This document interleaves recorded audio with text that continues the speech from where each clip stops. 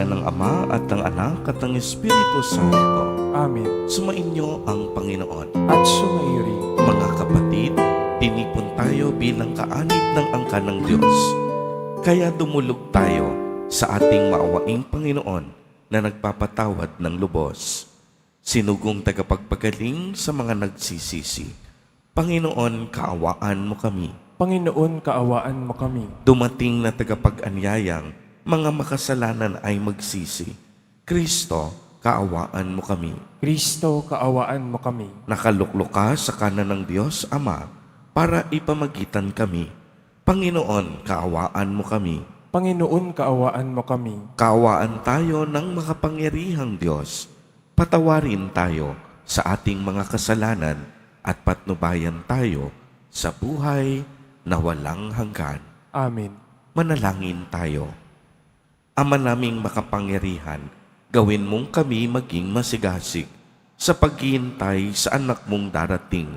Sa kaniyang pagkatok, siya naway aming mapatuloy, sapagkat siya'y ang pinananabikan namin sa aming pagdalangin sa pamamagitan niya kasama ng Espiritu Santo magpa sa walang hanggan. Amen. Magsiupo munang lahat. Pagbasa mula sa aklat ni Propeta Isaías. Ito ang pangitain ni Isaías na anak ni Amos tungkol sa Huda at sa Jerusalem.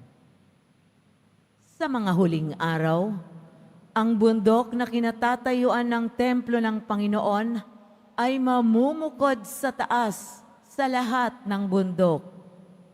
Daragsa sa kanya ang lahat ng bansa. Ang maraming taong lalapit sa kanya ay magsasabi ng ganito, "Hali kayo, umahon kayo sa bundok ng Panginoon, sa templo ng Diyos ni Jacob, upang malaman natin ang kanyang mga daan at matuto tayong lumakad sa kanyang mga landas.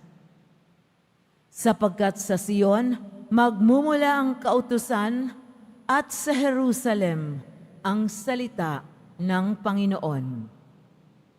Siya ang mamamagitan sa mga bansa at magpapairal ng kapayapaan. Kung magkagayon, gagawin na nilang sudsod ang kanilang mga tabak at karit ang kanilang mga sibak. Wala nang magsasanay sa pakikibaka at mawawala na ang mga digmaan. Hali kayo, sambahayan ni Jacob, at tayo'y lumakad sa liwanag ng Panginoon." Ang salita ng Diyos. Salamat sa Diyos. Masaya tayong papasok sa tahanan ng Poong Diyos. Masaya tayong papasok sa tahanan ng Poong Diyos. Ako ay nagalak sa sabing ganito, sa bahay ng Poon ay pumasok tayo. Sama-sama kaming matapos sapitin ang pintuang lungsod nitong Jerusalem. Masaya tayong papasok sa tahanan ng Poong Diyos. Yaong Jerusalem, kay ganda ng anyo, maganda ang ayos ng muling natayo. Dito umaahon ang lahat ng angkan, lipi ni Israel, upang magsambahan. Masaya tayong papasok sa tahanan ng Poong Diyos. Ang hangad ng ang Poon ay pasalamatan, pagkat ito'y utos na dapat gampanan. Doon din naroon ang mga hukuman at trono ng haring hahatol sa tanan. Masaya tayong papasok sa tahanan ng Poong Diyos. Ang kapayapaan nitong Jerusalem, sikapin ang Poon, yaoy idalangin. Ang nangagmamahal sa iyo'y pagpalain. Pumayapa nawa ang banal na bayan, at ang palasyo mo ay maging tiwasay. Masaya tayong papasok sa tahanan ng Poong Diyos. Dahilan sa aking kasama't katoto, sa iyo, Jerusalem, ang sabi ko'y ito. Ang kapayapa ay laging sumainyo. Dahilan sa templo ng poon ating Diyos, ang aking dalangi, umulad kang lubos. Masaya tayong papasok sa tahanan ng poong Diyos. Magsitayo po ang lahat.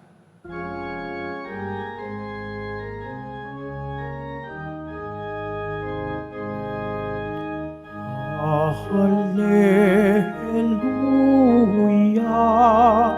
Hallelujah,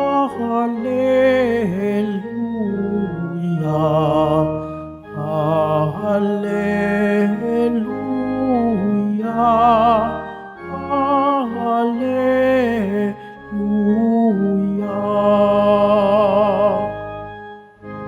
Halina't kami sagipin, Panginoong Diyos namin, manunubos na maningning. Hallelujah, Hallelujah, Hallelujah, Hallelujah.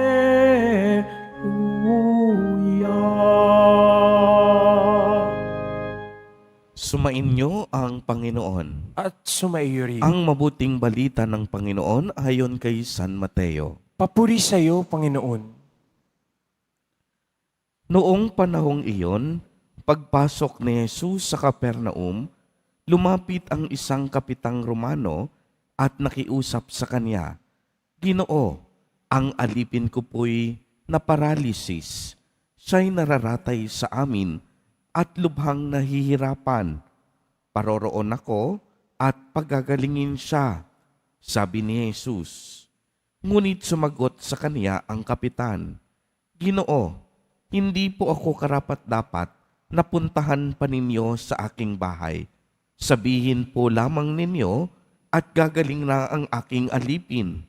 Ako'y nasa ilalim ng mga nakatataas na pinuno at ako naman ay may nasasakupang mga kawal.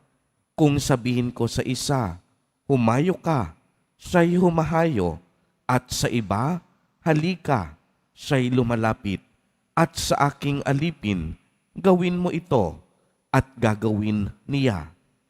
Namangha si Jesus nang marinig ito at sinabi niya sa mga taong sumusunod sa kanya, "Sinasabi ko sa inyo na hindi ako nakatagpo kahit sa Israel ng ganitong kalaking pananalig.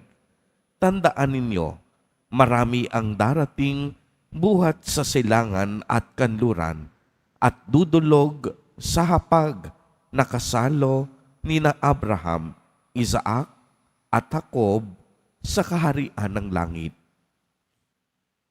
Ang mabuting balita ng Panginoon. Pinupuri ka namin, Panginoong Hesukristo. Magsiupo muna ang lahat. Magandang umaga po sa inyong lahat, mga kapatid kay Kristo. Sa lahat po ng ating mga taga-subaybay sa iba't ibang online platforms at sa lahat ng ating mga kadiboto sa iba't ibang panig ng Pilipinas at maging sa buong mundo kung saan tayo ay naaabot ngayon ng ating live streaming. Mapayapang umaga din po sa inyong lahat.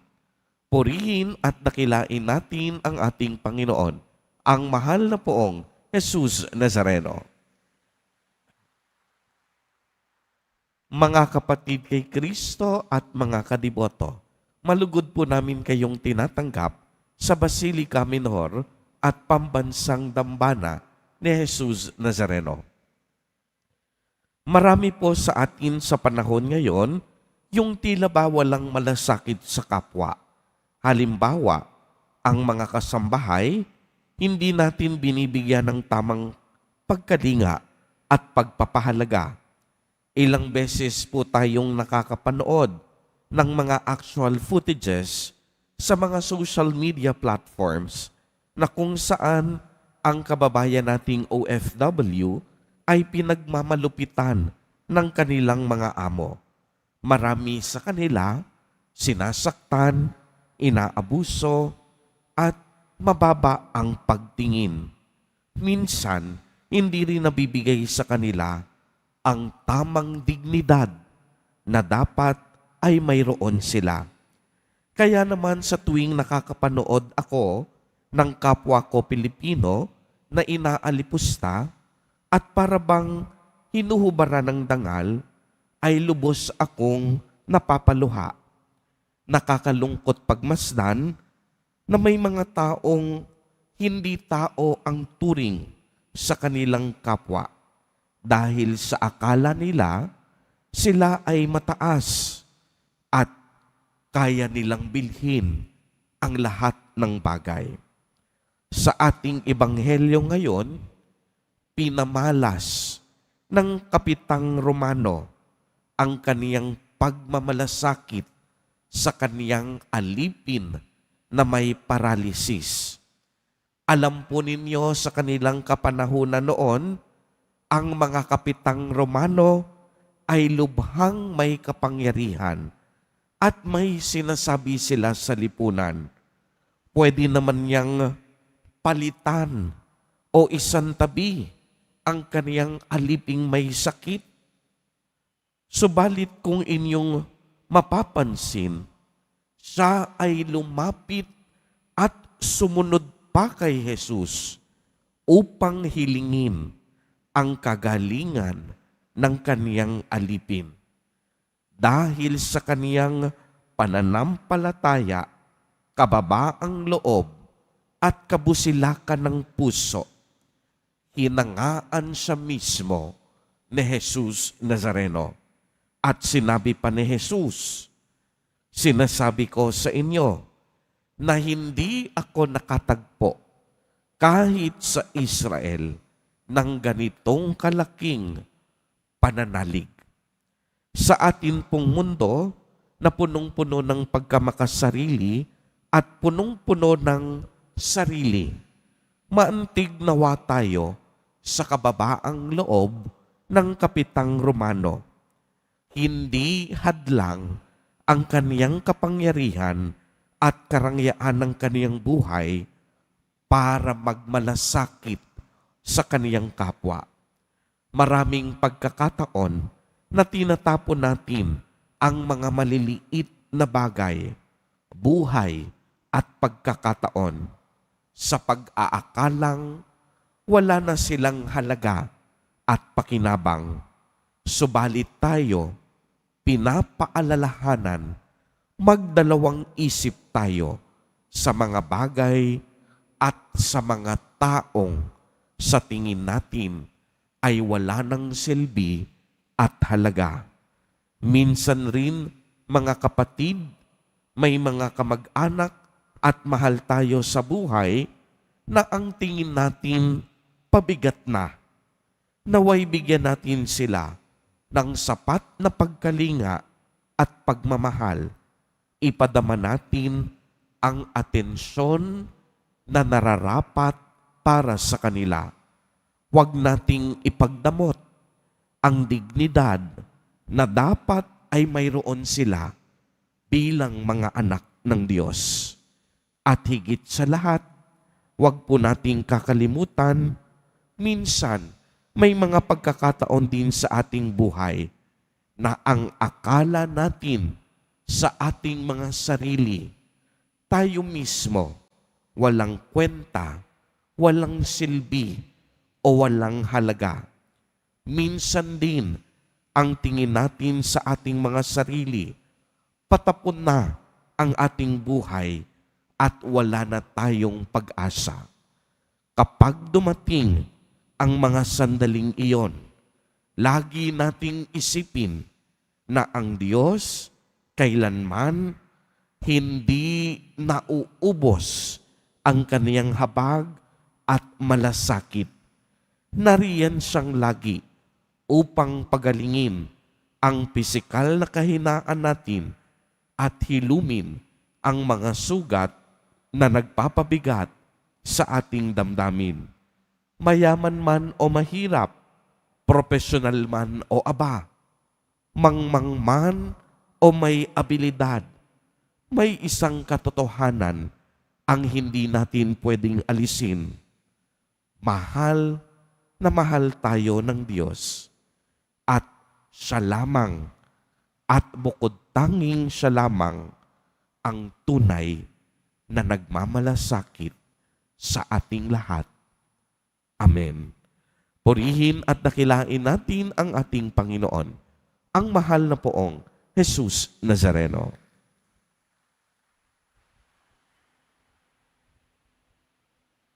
Magsitayo po ang lahat.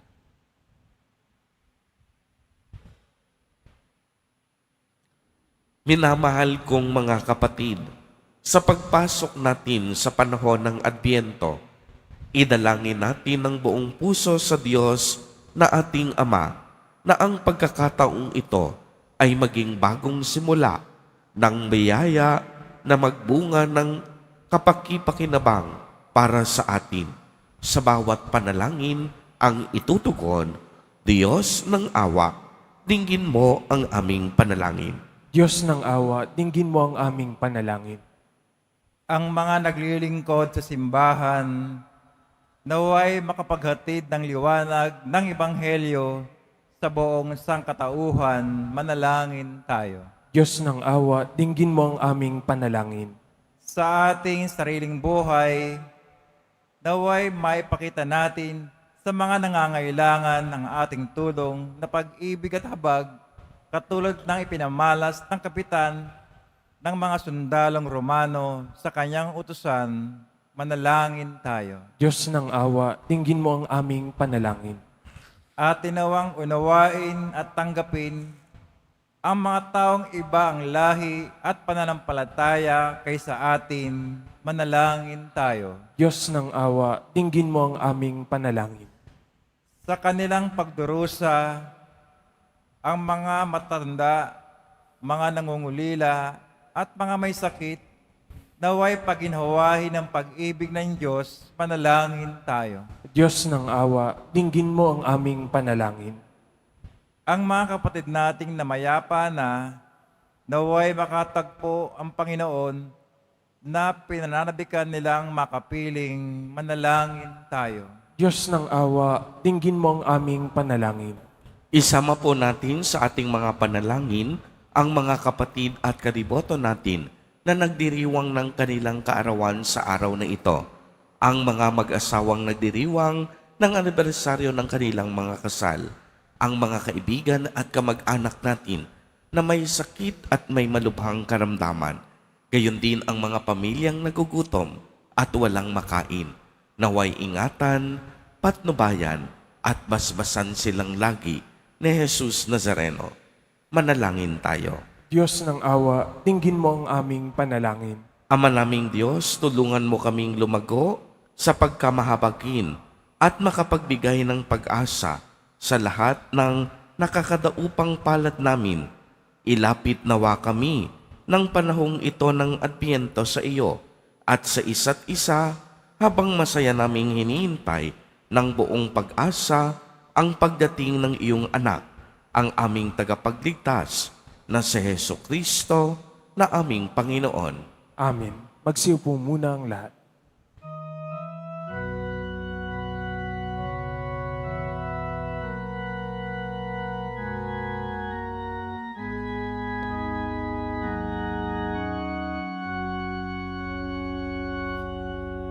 Panginoong Diyos Ama, aming handog ngayon, ang alak at tinapay dala sa altar mo, pati puso namit isip tinataas sa'yo habang naghihintay kami kay Kristong darating.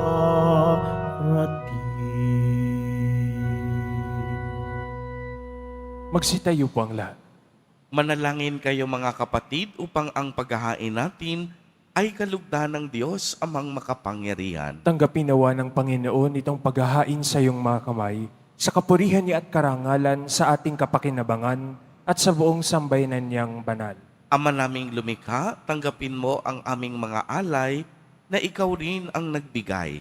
Pagdulot nawa ito ng gantimpalang kaligtasan na ngayon pa man ay amin ng pinakikinabangan sa pamamagitan ni Jesucristo, kasama ng Espiritu Santo, magpa sa walang hanggan. Amen. Sumainyo ang Panginoon. At sumairi, Itaas sa Diyos ang inyong puso at diwa. itinaas na namin sa Panginoon. Pasalamatan natin ang Panginoong ating Diyos. Marapat na siya ay pasalamatan. Ama naming makapangyarihan, tunay ngang marapat na ikaw ay aming pasalamatan sa pamamagitan ni Jesucristo na aming Panginoon.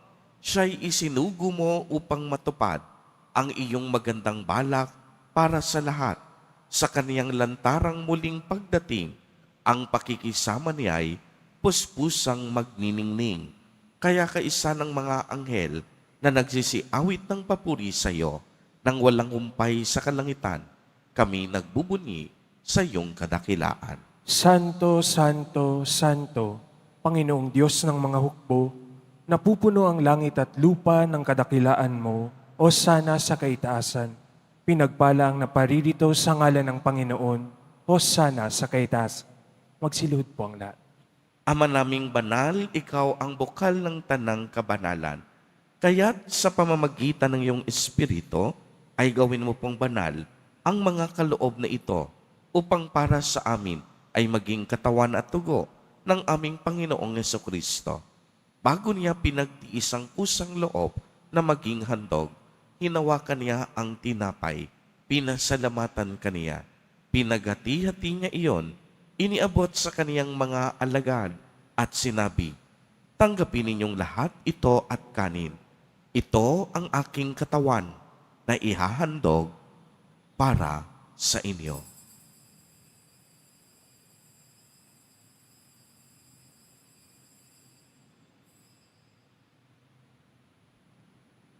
Gayon din naman noong matapos ang hapunan, hinawakan niya ang kalis, muli kaniyang pinasalamatan. Iniabot niya ang kalis sa kaniyang mga alagad at sinabi, tanggapin ninyong lahat ito at inumin. Ito ang kalis ng aking dugo, ng bago at walang hanggang tipan, ang aking dugo na ibubuhos para sa inyo at para sa lahat sa ikapagpapatawad ng mga kasalanan. Gawin ninyo ito sa pag-alaala sa akin.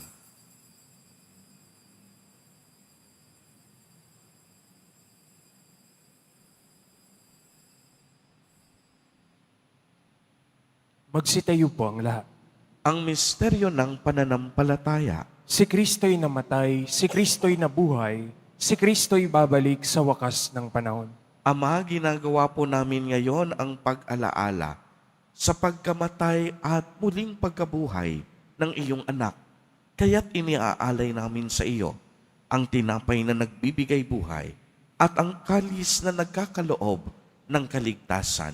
Kami po'y nagpapasalamat dahil kami iyong minarapat na tumayo sa harap mo para maglingkod sa iyo. Isinasamo namin na kaming magsasalo-salo sa katawan at dugo ni Kristo ay mabuklod sa pagkakaisa sa pamamagitan ng Espiritu Santo. Ama, lingapin mo po ang iyong simbahang laganap sa buong daigdig. Puspusin mo kami sa pag-ibig kay isa ni Francisco na aming Santo Papa at ni Jose na aming Obispo at ng Tanang Kaparian. Alalahanin mo rin ang mga kapatid naming nahimlay nang may pag-asang sila'y muling mabubuhay. Gayon din ang lahat ng mga pumanaw. Kaawaan mo po sila at patuloyin sa iyong kaliwanagan. Kaawaan mo at pagindapatin kaming lahat na makasalo sa iyong buhay na walang wakas, kay isa ng mahal na Birheng Maria na ina ng Diyos, ng kabiyak ng puso niyang si San Jose, kay isa ng mga apostol at ng lahat ng mga banal na na namuhay dito sa daigdig ng kalugod-lugod sa iyo. Maipagdiwang nawa namin ang pagpupuri sa ikararangal mo sa pamamagitan ng iyong anak na aming Panginoong Hesukristo. Sa pamamagitan ni Kristo, kasama niya at sa Kanya, ang lahat ng parangal at papuri ay sa iyo, Diyos amang makapangyarihan, kasama ng Espiritu Santo, magpa sa walang hanggan. Amen. Sa tagubili ng mga nakagagaling na utos at turo ni Jesus na Panginoon natin at Diyos, ipahayag po natin ng lakas loob. Ama namin, sumasalangit ka. Sambahin ang ngalan mo, mapasa amin ang kaharian mo, sundin ang loob mo dito sa lupa para ng sa langit. Bigyan mo kami ngayon ng aming kakanin sa araw-araw at patawarin mo kami sa aming mga sala para ng pagpapatawad namin sa nagkakasala sa amin at huwag mo kaming ipahintulot sa tukso at iadya mo kami sa lahat ng masama. Hinihiling namin na kami iadya sa lahat ng masama, pagkalooban ng kapayapaan araw-araw, iligtas sa kasalanan at ilayo sa lahat ng kapahamakan, samantalang aming pinananabikan ang dakilang araw ng pagpapahayag ng tagapagligtas naming si Heso Kristo. Sapagkat iyo ang kaharian at ang kapangyarihan at ang kapurihan magpakailanman. Amen. Panginoong Heso Kristo, sinabi mo sa iyong mga apostol, kapayapaan ang iniiwan ko sa inyo, ang aking kapayapaan ang ibinibigay ko sa inyo. Tunghayan mo ang aming pananampalataya at huwag ang aming pagkakasala. Pagkalooban mo po kami ng kapayapaan at pagkakaisa ayon sa iyong kalooban, kasama ng Espiritu Santo, magpa sa walang hanggan. Amen. Ang kapayapaan ng Panginoon ay laging sumainyo. At sumaiyo rin. Magbigayan po tayo ng kapayapaan sa isa't isa.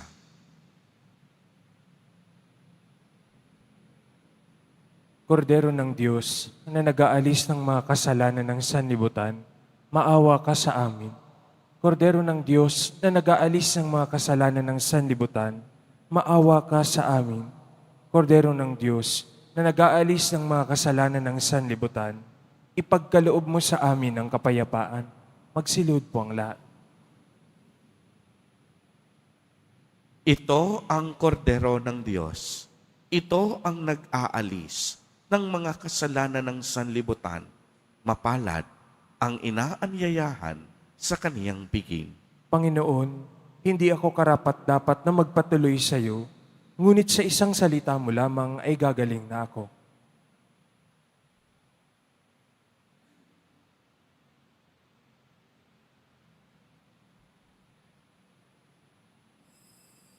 Para sa lahat ng tatanggap ng banal na komunyon, sasagot po tayo ng amen pagkasabi ng pari o ng lay minister ng katawan ni Kristo at isubo agad sa bibig bago umalis sa harapan ng pari o lay minister. Sumunod po tayo.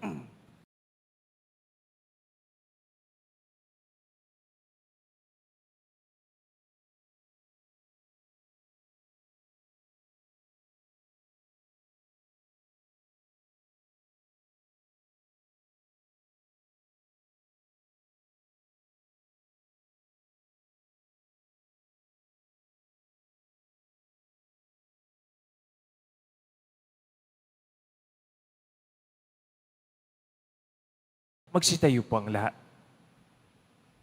Manalangin tayo. Ama naming mapagmahal, mapakinabangan nawa namin ang aming pinagsaluhan upang sa aming paglalakbay dito sa lupang ibabaw, aming mapanaligan ang iyong pagpapalang pang magpakailanman sa pamamagitan ni Jesucristo kasama ng Espiritu Santo magpa sa walang hanggan. Amen. Sumainyo ang Panginoon. At sumaiyo rin. Pagbabasbas, mahal na poong Jesus Nazareno, inihayag mo sa pamamagitan ng krus ang walang maliw na pag-ibig ng Diyos sa sangkatauhan. Pakinggan mo ang kahilingan, lalo na para sa mga nangangailangan ng iyong tulong at awa.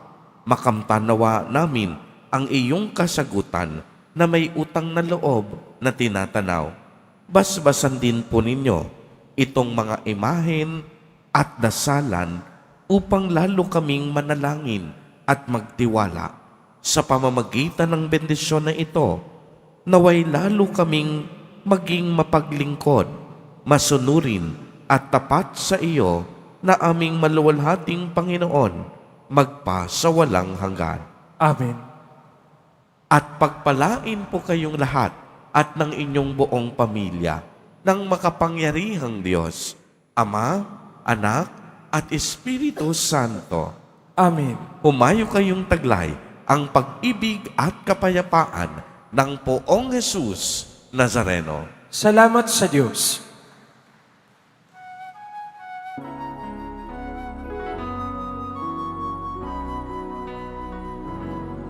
Nuestro Padre Jesus Nazareno, sinasamba ka namin, pinipintuho ka namin, aral mo ang aming buhay at kaligtasan. Nuestro Padre Jesus Nazareno, iligtas mo kami sa kasalanan. Ang krus mong pinamatayan ay sagisag ng aming kaligtasan. Nuestro Padre Jesus Nazareno, dinarangal ka namin. Nuestro Padre Jesus Nazareno, niluwalhati ka namin. Nuestro Padre Jesus Nazareno, dinarangal ka namin.